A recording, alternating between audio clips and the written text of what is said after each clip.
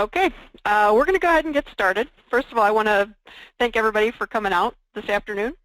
We're hoping it's going to be an exciting couple of weeks in the markets between the presidential inauguration and earnings season and all these other types of things. We're hoping volatility picks up, and so does the action.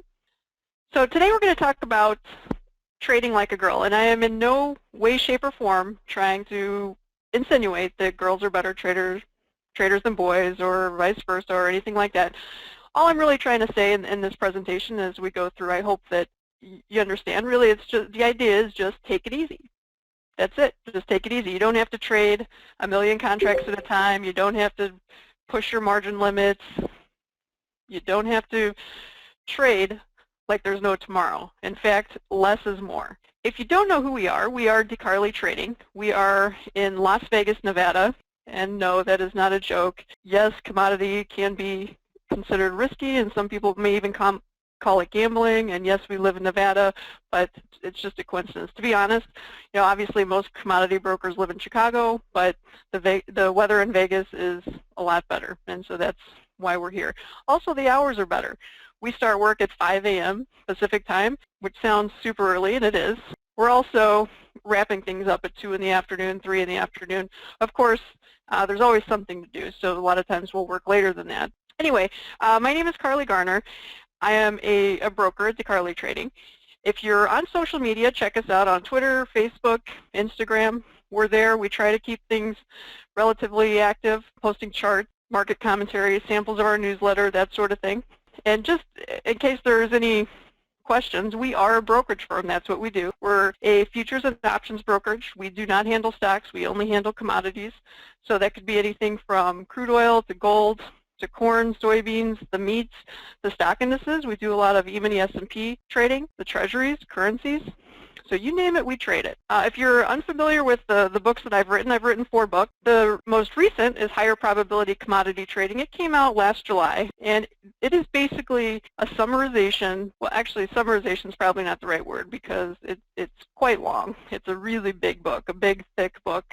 It's heavy and expensive to ship. We learned that the hard way. But it's basically everything that I've ever learned throughout my career. I've been doing this since early 2004. So I've been doing it a long time. That doesn't mean that I know everything there is to know about the markets. In fact, it's the opposite. It's impossible to get to a point where you know everything because we don't know what the future is going to bring. Markets are always changing, and people are changing, humans are changing, and of course it's people that make up the markets that eventually push prices around. So it's complicated.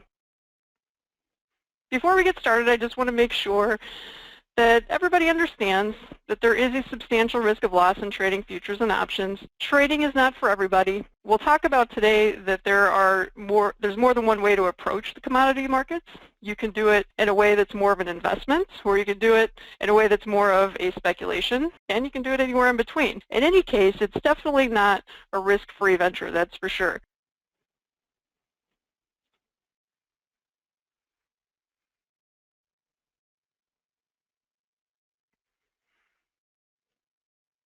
We're going to start with talking about the difference between commodity ETFs, stocks, and futures. For those of you that are not aware of what futures contracts are, we're just going to quickly define that. A futures contract is a legally binding, standardized agreement to buy or sell a standardized commodity specifying the quantity and quality at a set price on a future date. That's a mouthful. The key here is standardization. Without standardization, this would basically be a forward contract. And a forward contract is, in a nutshell, or in its simplistic form, is when two parties agree to exchange a commodity at some point in the future. The difference, again, between forward contracts and futures contracts is futures are exchange traded and they're standardized. All corn contracts are 5,000 bushels. All crude oil contracts are 1,000 barrels. And not only is the quantity specified, but also the grade of the commodity, where it's delivered, so on and so forth. And because a commodity is a standardized contract, it can be bought and sold in any order. And that is dramatically different from stocks. Unlike stocks, futures contracts are not assets, they're liabilities. The purchase of a futures contract doesn't represent ownership, it represents a liability to make or take delivery of the underlying commodity at a date in the future.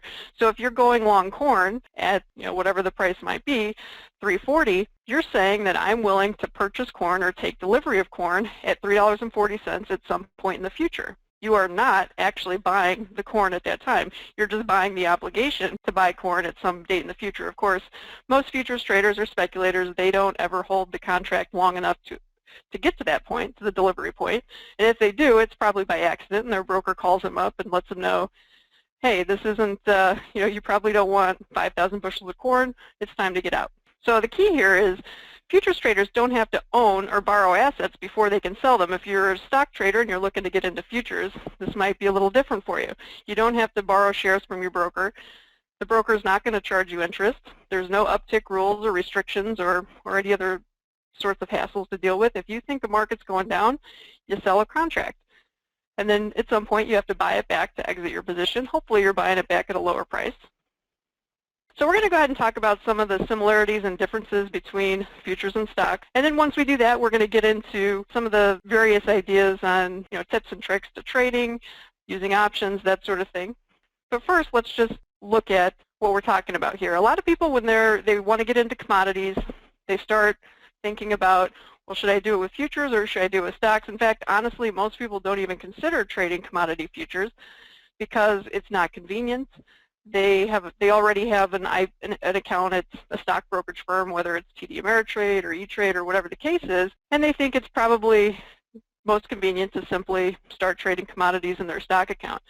And honestly, they're probably doing themselves a big disservice. Either they're trading ETFs, which are inefficient in regards to commodity speculation, or even if they are trading futures contracts, they're probably doing so with restrictions or higher margins and without a support staff. If something goes wrong or they have a question, they're probably not going to be able to get somebody on the other end of the phone that can help them trade futures. So you want to be really, really careful about assuming that because you've traded stocks before, you can go ahead and trade commodities without learning anything new or without setting up a different brokerage arrangement or doing your homework. So you can see obviously on this slide, there's really a lot more differences between trading futures than there are similarities. We're going to go through just some of the advantages and disadvantages of trading futures. So we already mentioned this one. In futures, you can buy or sell in any order, and you can do it quickly and efficiently. The idea is to sell high and buy low, or buy low and sell high. It's a lot easier to say that or to write that out than it is to actually do it, but obviously that's the goal. The key to the futures markets is there is free and abundant leverage. All futures contracts are leveraged. This is unlike stocks. In stocks, again, you're going to have to pay interest to your broker. You're going to have to apply for a margin or leverage account. It's not easy to get, and honestly, for most stock traders, you probably shouldn't have it. You probably don't need it, or it's probably just not a good idea. However, in futures trading, it's not necessarily an investment account, it's a trading account. It's speculative, so it's nice to have the leverage, but there's a difference between having leverage and using it responsibly and abusing it and putting yourself in a situation where not only you probably won't make money, but you almost can't make money. And that's what happens when people are pushing their limits. To give you an idea of how much leverage a commodity trader is provided, and keep in mind, in commodities, unlike stocks, in commodities you're provided leverage by the market itself and the exchange, and it's free. In stocks, if you do trade on leverage, it's given to you by your broker, not the exchange. So that's really the big difference.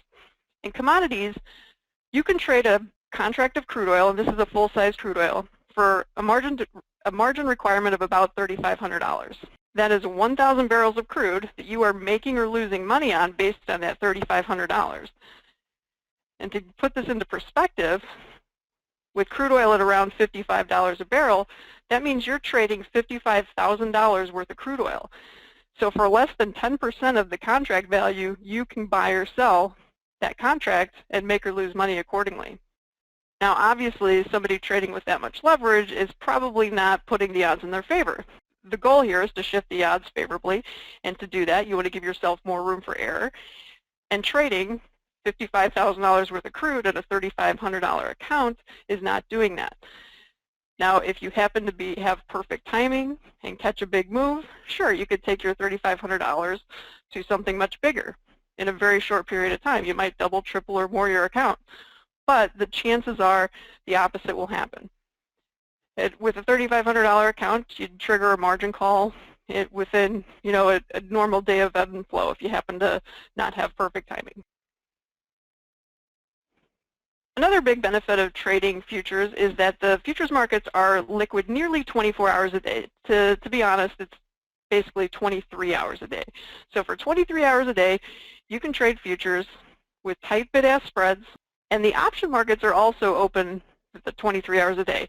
However, it's hit or miss in regards to whether or not they're actually tradable. For example, some option markets don't have market makers overnight, so even though they're open, you're going to have a little tougher time getting filled at fair prices.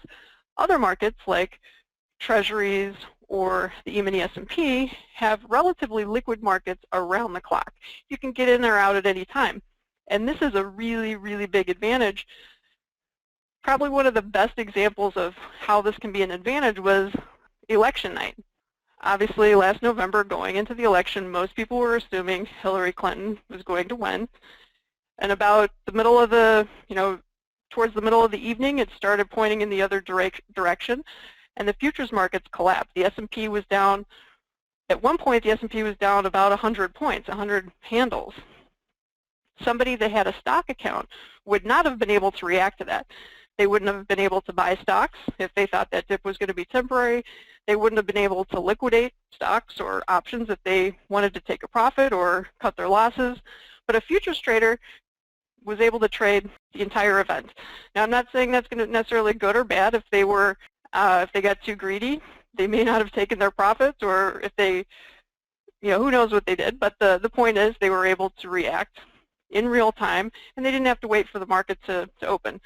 We were lucky enough. We did have, we had recommended our clients be long puts going into election night, just in case that happened. And we were lucky enough to have liquidated that evening. I can't remember the exact time, but it was like 7, 8 p.m., somewhere in there. Took our profits, and luckily we did that because the next morning the market began to rally, and it really has not stopped. It's been a constant rally for months. Okay, another thing to point out, if you are looking to trade commodities and you're considering trading ETFs, there's a few things to keep in mind. Futures traders are actually buying and selling agreements written against the underlying commodity. Thus, they're exposed to extremely efficient price changes. If they're bullish gold and they buy a gold futures, they are making or losing money exactly as that asset changes prices, so in real time to the penny. An ETF trader doesn't really enjoy that sort of a success. I've found ETFs to be highly inefficient. I am not an expert in ETFs in any way. However, just my personal experience has been, and there's times where I've seen a 10% move in the commodity, but the ETF only moves 3 to 5%. And so it can be extremely frustrating.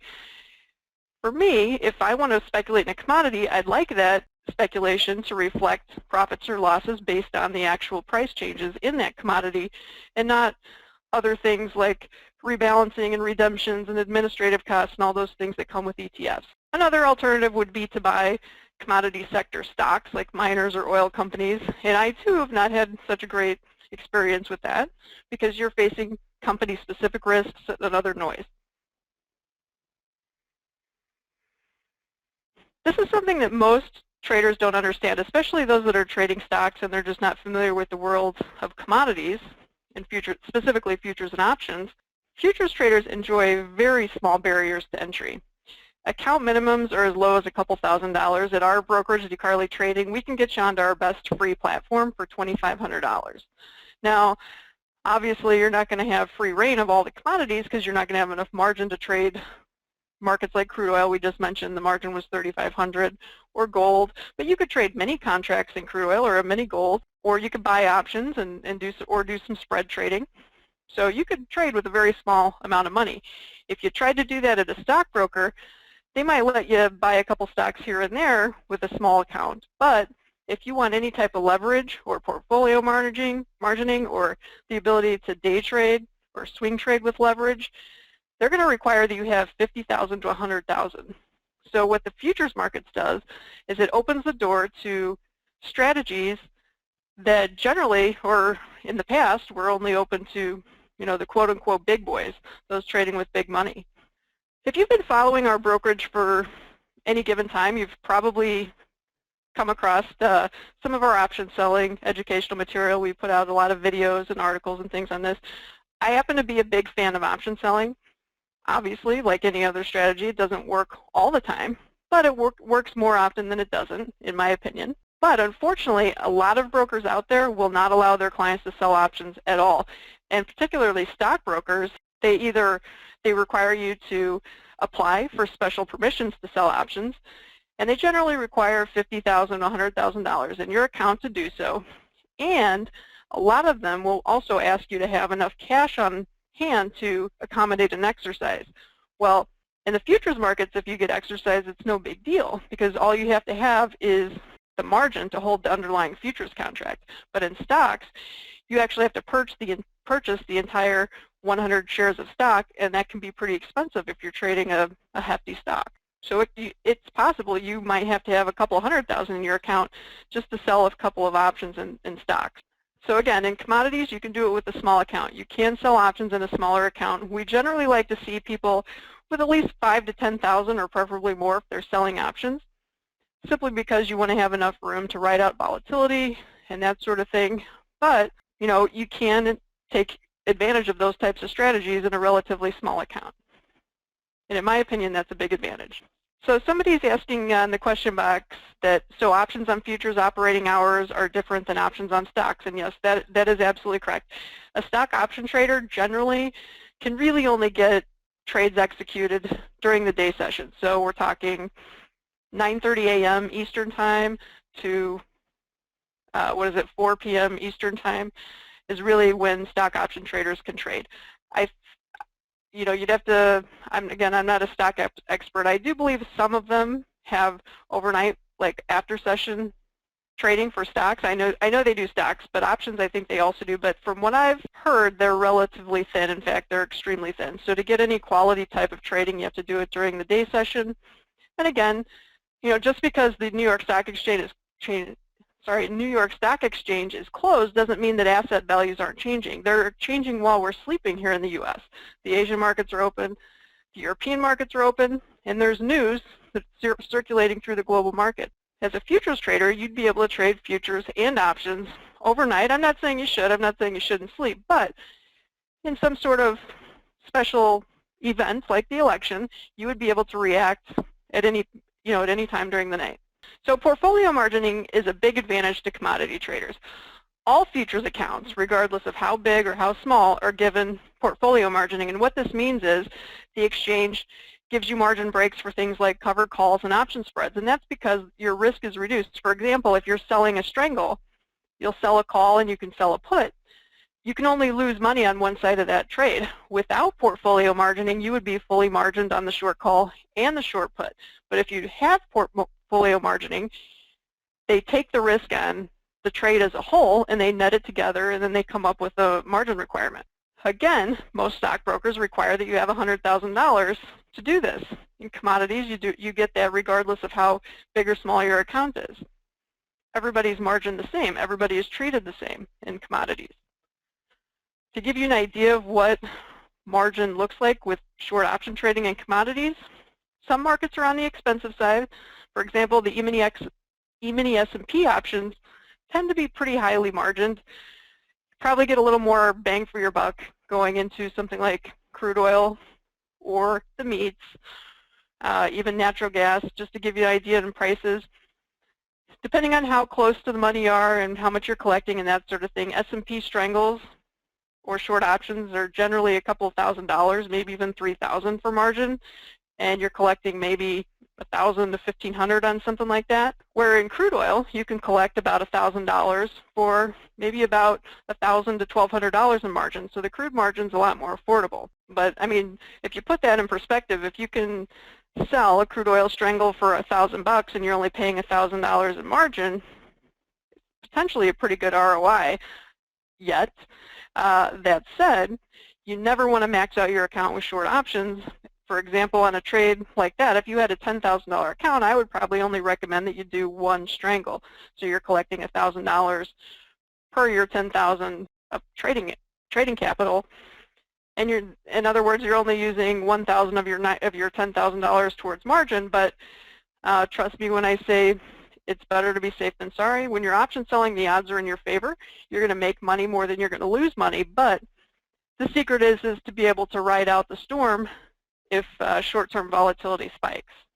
And that's where the extra margin comes in handy. The people that lose money selling options are generally those people that are trading with using too much of their margin, they're trading too aggressively, and that sort of thing will work for a long time until it doesn't. And so you just have to be really careful, or you know, other times people are just in the wrong place at the wrong time, and it's no fault of their own, it's just bad luck. That sort of happens too. But you can say that with any strategy, whether it's day trading or swing trading futures or whatever it is. Nothing's going to be perfect. There's always going to be risk involved, and so the idea is to find something that you're comfortable with, that you can execute, that in the long run will work for you. So back to the point, another great advantage of trading futures as opposed to trading stocks is the tax treatment. Futures traders receive a 60-40 blend between long-term and short-term capital gains, and this is nice because long-term gains are taxed at a lower rate than short-term gains. If you were a stock trader, you'd have to hold your position for an entire year to qualify for long-term. Commodity trader could hold for 5 seconds, it could hold for 2 weeks, or it might be 3 months. In any case, they're always going to be taxed at a 60-40 blend. But of course, that requires that you're actually making money for that to be a benefit. If you're losing money, then that's not going to help you. But regardless of whether you're making money or losing money, it's a lot easier to file your taxes as a futures trader as it is an active stock trader. A stock trader is required to report every single transaction to the IRS. A futures trader will receive a 1099 at the end of the year from their broker with a single figure. It's how much you made or lost during the year. It includes commissions and fees, and that's what you give to the IRS. It's that easy. All right, so obviously I'm a commodity broker, and I'm probably a little biased when it comes to should you trade commodity stocks or should you trade futures. But I'm not obtuse either. I will admit there's definitely some advantages to trading stocks, and here's a couple of them. Liquidity. There are a lot more stock traders than there are futures traders. I would venture to say almost every one of you have family members that have money in the stock account, whether it's a retirement account or educational fund or whatever it is, they have some exposure. But I would venture to say that most of you probably don't have very many family members that are participating in the futures markets, and that's just par for the course. There are probably only about 30 futures markets that are liquid enough for trading. Now, if you go to the CME website and you look up the product offering, you'll see hundreds, maybe even thousands of futures markets available. But you really just want to pay attention to about 30 of them. And to be honest, if you want to stick to liquidity, which is what we tend to do, you're probably narrowing it down to about 10 markets. And if you're an option trader, there's probably even fewer liquid option markets. Now, I would say, when I say fewer, I'm referring to the 30 markets above. I would say as an option trader, there's about 10 good liquid option markets that you can feel comfortable trading and know that if something goes crazy, you're going to be able to get out. Because remember, if a market isn't very liquid, it's usually easy to get into the trade, but it's hard to get out, at least at a fair price. And trust me, you do not want to be the trader scrambling and panicking to get out of a trade when there's nobody on the other side to take the other side of the trade. That is a complete nightmare. You're going to pay double, maybe more, for the option than what it's actually worth, and you never want to put yourself in that situation.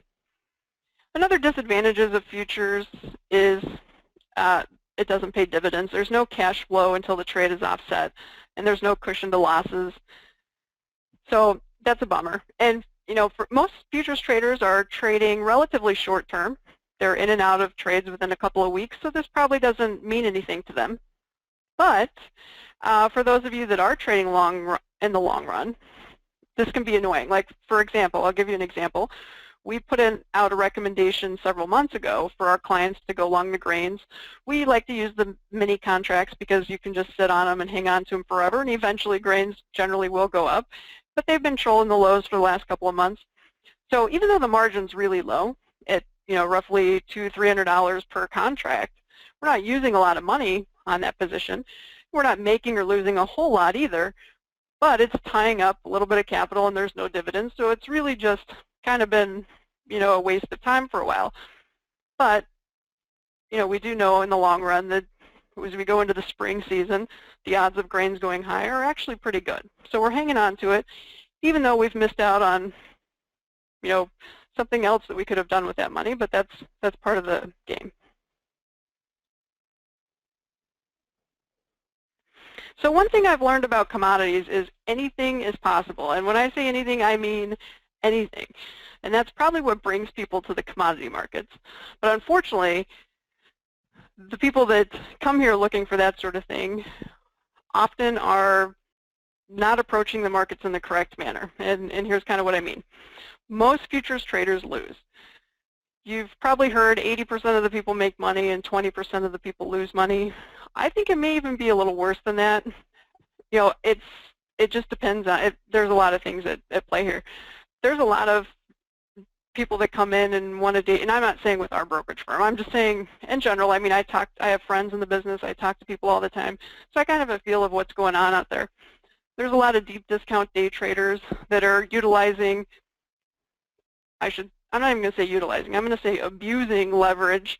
For example, you can trade an E-mini S&P for as little as $500. So people will open an account with $5,000 and they will trade 10 E-mini S&Ps at a time. And guess what? 99.9% of the time they're going to lose money. And the reason being, they're abusing leverage. When you start using leverage in that manner, the odds of you making money are slim because you're not giving yourself any room for error. Your entry and your exit has to be almost perfect for you to come out ahead. Most futures traders they fail to take profits, they fail to cut losers, they get overconfident in good times, and then they get scared when things go wrong. So the point here is the problem is not the venue, it's the market participants. Too many people along the way, they've heard horror stories about commodities, and so they just assume the commodity market's out to get them, commodity markets are bad, but that's not the case. It's the fact that people come to the markets looking for the wrong things, and that's what gets them in trouble. So the good thing about commodities, like I mentioned, is anything is possible. During the 2008 stock market collapse, I witnessed a trader take $10,000 to $500,000, and this probably happened in about 2 weeks. Unfortunately, within about 4 weeks, he had given all of that money back. And I saw something similar in about 2006, I believe it was. A trader that had started with $250,000, started with $250,000. He brought his account up to roughly $6 million. I don't remember the time frame, but obviously it was a great run. But in a single day, his account went from $6 million to negative $3 million. It was a $9 million swing in a single trading session. So that's what leverage can do for you. If you're abusing it, it can either pay off nicely or it can ruin your life, or it could do both of them within a couple of weeks of each other.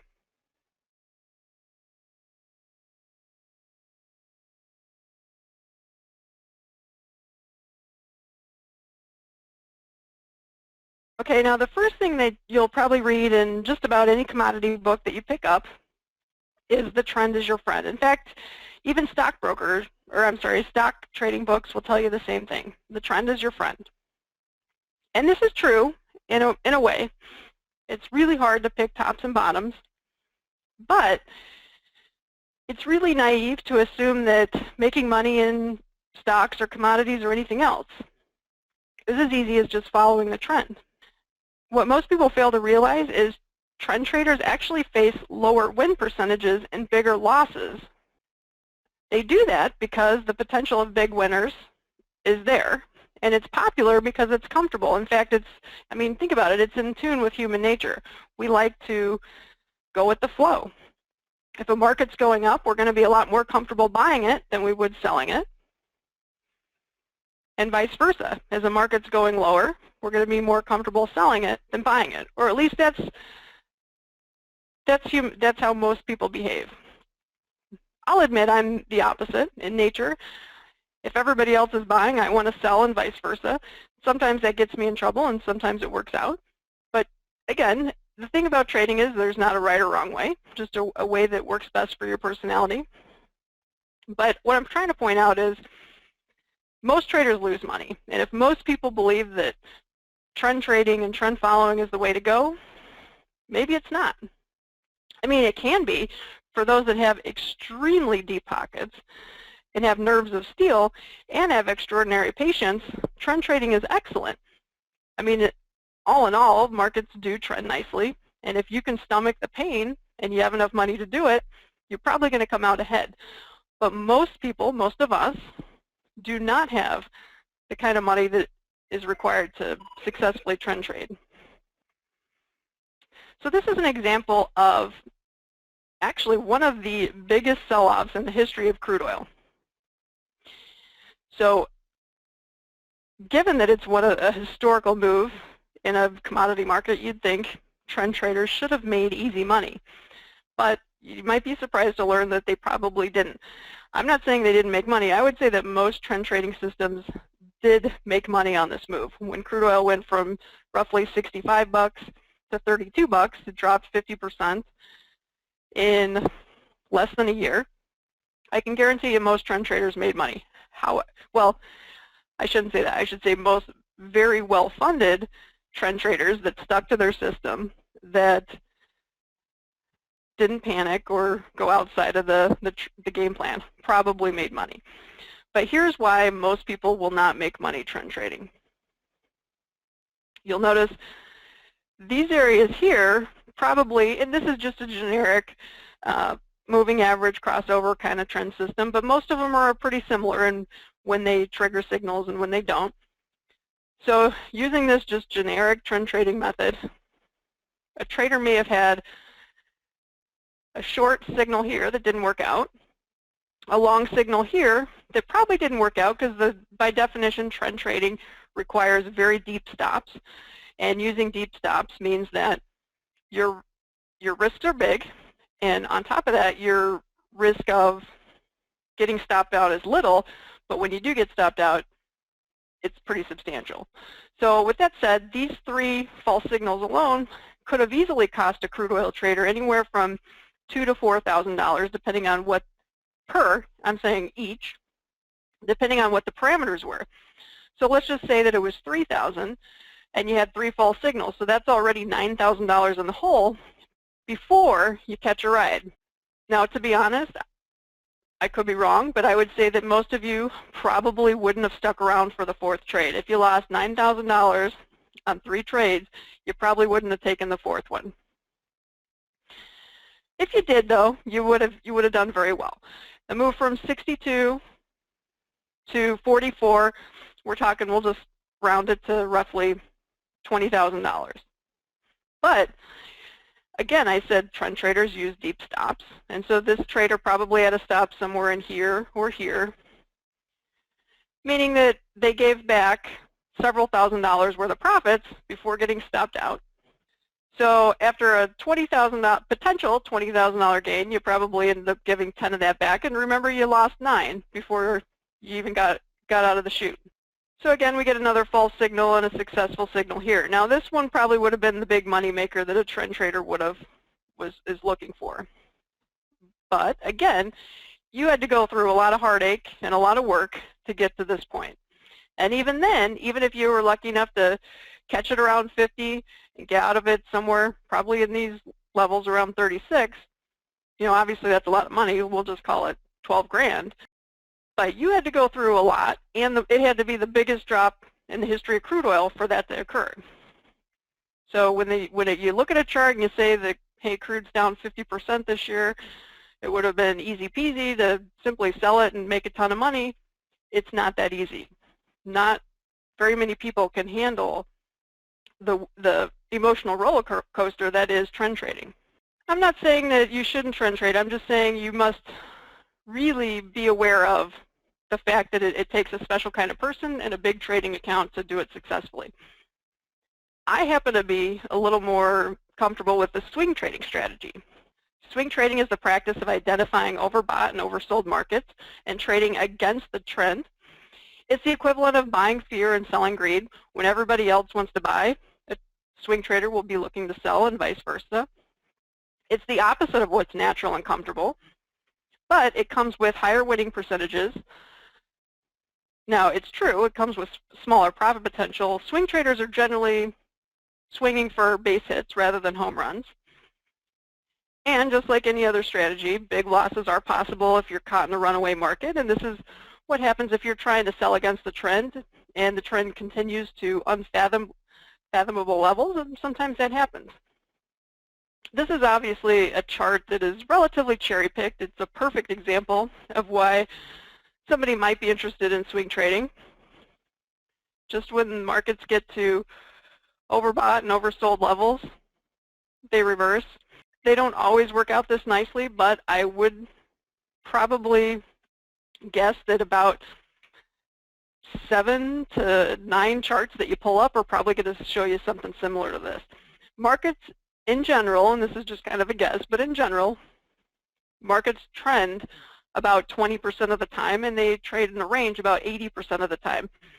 So the trend trader is looking for the big home run that occurs maybe 20% of the time. A swing trader is looking for the range bound back and forth that happens about 80% of the time. And again, I'm not saying one's right or wrong. You just have to be comfortable with which method you choose and just understand what you're doing. If you're a trend trader, your losses are going to be a lot bigger, but your wins are going to be bigger. So you have to have the personality to stomach that sort of thing. Okay, so let's get into what I mean by trading commodities like a girl.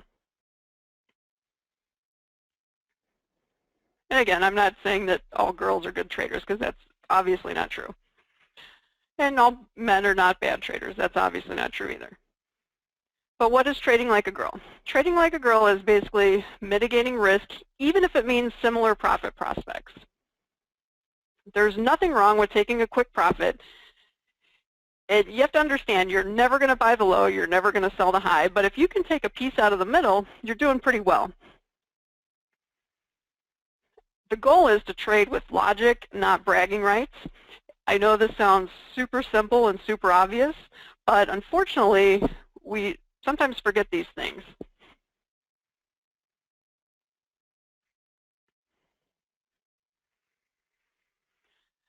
Nobody is perfect. I know I'm not. Therefore, expecting flawless entry and exit is really unrealistic. The only way to make money in commodities is to make sure you're leaving yourself room for error. And you can do this by by executing minimal lots. So in other words, trade a 1 lot, not a 10 lot. Even if you have margin for 10 or 20 or 30 contracts, start small. And my advice is also, if you think that you're, based on your account size, let's say that you think that you should trade 2 lots at a time of any particular market, I would suggest you start with 1 lot. And then if the market goes against you, you can add the second one on at a better price, and that way you get a little bit of an average entry price that's probably going to be better than what you would have gotten if you would have just entered the 2 contracts right off the bat. You could do the same if you're trading 3 or 4 or 5 contracts, scale into them. Chances are your scaled entry prices are going to be a better average entry than it would be if you just sold all 5 contracts at a time. Also, consider low leverage versions of the contracts or complexes. Or you can overfund your account. So in other words, if you're interested in treasuries, consider trading the notes. You can trade the 10-year note or the 5-year note rather than the bonds. The 30-year bond moves pretty quick, and it's probably a little too big for a lot of retail traders to handle. You could trade Eurodollars. You could trade Fed Fund futures, which are super low margin and low risk. Mini grains, mini currencies, microcurrencies and metals. The microcurrency gold has a margin requirement of somewhere in the $800 to $900 range. It fluctuates, but for less than $1,000, you can trade gold, 10 ounces of gold. And it's a lot easier to manage 10 ounces of gold than it is 100 ounces of gold. A lot of people on the surface, they think it's a waste of time to trade the micros and the minis, but if you're trading an account of 50,000 or less, it's really something to consider, because again, you have the ability to scale in, scale out, and also watch your margin to equity. I try to recommend that the clients keep 50% of their account in excess margin. In other words, they're only using half of their account. towards margin and they're leaving the other half as like a rainy day fund. Of course, some people choose to get more aggressive than that and some people are more conservative, but as a rule of thumb, you want to try to keep about half of your account free because you never know what's coming around the corner. You never know what surprise, whether it's a weather disaster or the government screws up, or you just never know.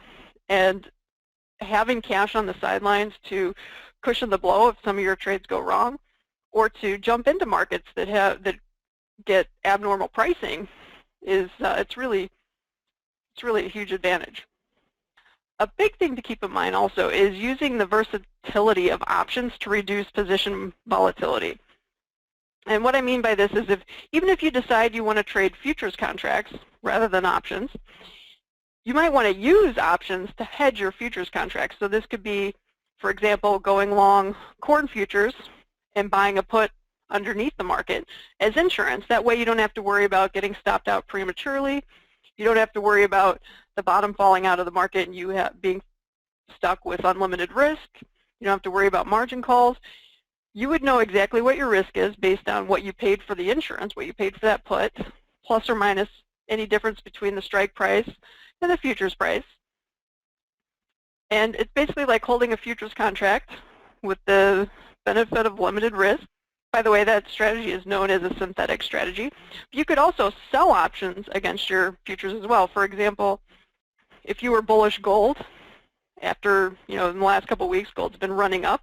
If you were bullish, but you didn't want to chase the market in a way that you were leaving yourself vulnerable to a back and fill type trade, you could buy the futures contract and then sell a call against it. The premium that you collect for that call is going to cushion any risk on the downside. We were shopping around for these today just for curiosity, and an at-the-money call using the April options was bringing in about $3,000. So that'd give you $30 worth of cushion on the downside in gold. In other words, you could be wrong by $30 and still actually break even on the trade at expiration. So let's take a look at some simple rules to live or die by. These are very simple and might seem obvious to most of you, but the problem is when we get into trading and the markets are emotional, whether we're making money or losing money, we forget the basics, and so it's nice to have a reminder. Risk and reward are not always positively correlated. The relationship between risk and reward is linear, but there comes a point in which more risk is really just financial suicide. So risk and reward is not always all it's cracked up to be. And you must know your boundaries. Knowing your boundaries comes with experience. If you can't decipher between necessary risks and gambling, maybe you should consider using a full-service broker, or at least using a brokerage service that will be able to support you in regards to bouncing ideas off of, giving you research and newsletters and trading ideas and that sort of thing. Which, by the way, we at DeCarly Trading, we do all those things. So number 2, patience is a virtue.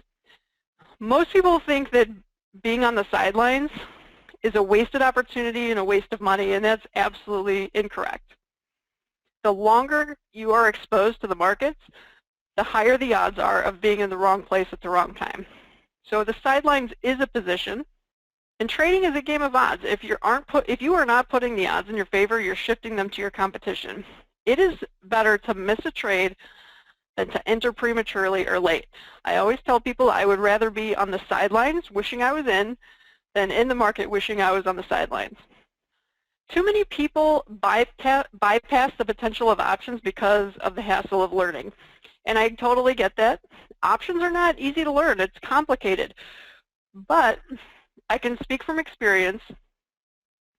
You can read about them all day in books and magazines and on the internet. But where you're really going to learn option trading and how it works is just by actually executing a couple of trades. Once you do that, it's going to all come to you. It'll come rushing back. It's going to be easy peasy. That said, most people avoid options altogether. They stick to futures because it's simpler, they understand it, and they want to stick to what's comfortable. But the reality is, convenient and simple is rarely the best choice. I really think that you're doing yourself a disservice if you don't at least learn about options and learn what they can provide to your trading. This is actually an old example, but it's a good one. This is a trader that would potentially be bearish, the dollar index here, and he would face a decision. He could either sell a futures contract and place a stop loss order, or he could just sell a futures contract and not place a stop and hope he's right. But somebody that does that, whether they place a stop or not, you can see they probably would have gotten stopped out on at least 1 or 2 occasions before the market went their way. And if they didn't have a stop, it's true they might have ridden it out and managed to succeed in this trade, but the odds are one of these spikes up, they would have mentally been forced out of the trade. They probably would have just liquidated, said, oops, I'm wrong, this isn't right, I'm going to get out, and they probably would have missed the trade. But somebody that sold the futures then bought an option, a call option, to protect that position, could have taken the sleepless nights out of it, would have taken most of the stress out of it. They would know, in this particular example, it would be buying an option for about $850. They know that the most they could ever lose is $850, and they know that regardless of how high the market spikes up here, they're still going to be in the trade. There's no premature liquidation because that option's protecting them, and until option expiration, their risk doesn't change. The market could go up to 87 and they're still in the trade. As long as that option's still live, their risk is still capped, but they're still in the trade. If it goes up to 87 and then comes down, they could have still made money. A futures trader would have never ridden it out that long, or if they did, it just would have been complete torture. But you can see how options can dramatically help you control your emotions. And when it boils down to it, trading is an emotional game. It really comes down to being able to keep your wits about you and making the right decisions. That's the difference between making or losing money. In my opinion, base hits win the game. Swing trading for the fence often means taking unnecessary risks, and it lowers your overall odds of success. I believe that chipping away at profits and leaving the big winners to those with deep pockets and the mental capacity to hang on to trades like that is the way to go. So it's easy to forget this, but just remember, we're not trading for bragging rights. We're trading to make money. Small profits are not exciting individually, but if they're consistent, they can add up to something worth talking about. And this is my favorite one. If the market gives you a gift, just take it. It is way too easy to confuse luck with skill. Sometimes if we happen to be at the right place at the right time, we think we're a genius. But the reality is we probably got a little bit lucky. So just take the money and don't ask questions. Regardless of what we think we know or how much homework we've done or how long we've been doing this, the reality is trading boils down to an educated guess. So if you're the lucky beneficiary of a windfall profit, do not get greedy. And never dwell on the past. Whether it's a positive or a negative, the past is the past and it should stay there. It's human nature to, even if you come off a winning streak, you feel like, well, I've got money to burn. So you're a little more lax on your trading decisions and that sort of thing. That's absolutely what gets people in trouble. And then it goes the opposite way also. If you've had a bad run and you're on a losing streak, allowing the emotions and the heartache of those trades to carry into your future decisions is no way to trade. Trust me. If you get to that point, shut your computer down, don't look at it for a few months, regroup, and come back.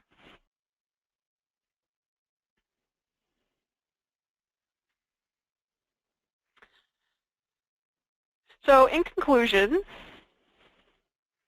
the only magic in trading is humility, and I truly, truly believe this. There's no holy grail, but being humble goes a long way. Don't assume that you know what the market is going to do. Even the best traders in the world struggle to keep their win-loss ratio above 50%, and this is a fact. Now, it depends on your trading strategy, obviously. This is just a kind of probably a guess at an average. Some of the trend traders, I know their win percentage is usually somewhere in the 20%, 30% range. Option sellers, their win percentage might be in the 80% range or even higher. But the idea is, regardless of the strategy, everybody's going to have losing trades, and some of them will be big.